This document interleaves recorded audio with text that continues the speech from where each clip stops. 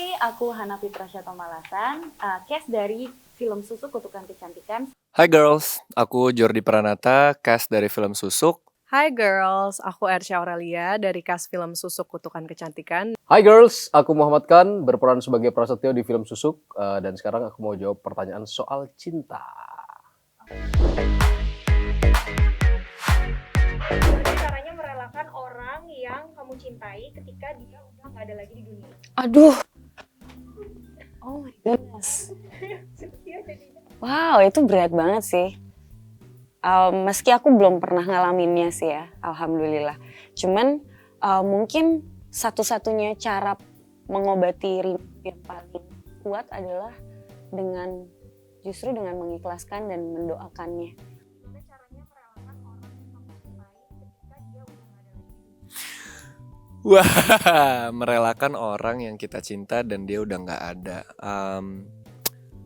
Sulit di awal karena kenyataan membuktikan ke kita kalau kita nggak bisa ketemu lagi sama dia, kita tidak bisa menyentuh dia lagi.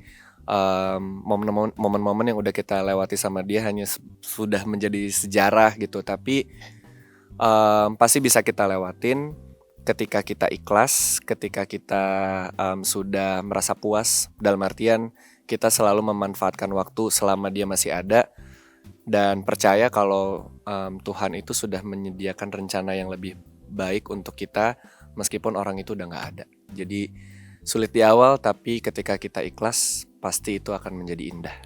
Elah Jordi. Kamu gimana caranya merelakan orang yang kita cintai ketika dia udah gak ada lagi di dunia? Oh my god, aku belum pernah lagi ngalamin kayak gini. Menurut aku kayaknya cara yang terbaik doain mereka aja sih. Doain aja gitu. Karena maksudnya mungkin yang bisa menghubungkan kita dengan mereka itu cuma Tuhan kan. Maksudnya kayak ya udah kirim cintanya lewat doa aja gitu. Karena memang udah nggak bisa gimana-gimana lagi kan kalau mereka udah nggak ada gitu. Dia udah gak ada lagi di dunia ini. Jujur aku belum pernah mengalami itu, jadi aku nggak bisa membayangkan itu pasti berat banget rasanya.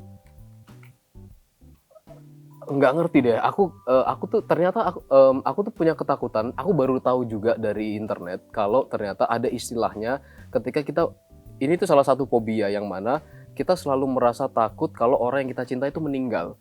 Nah aku tuh selalu punya kecenderungan itu sehingga hubunganku tuh pasti nggak pernah lebih lama daripada 2 tahun.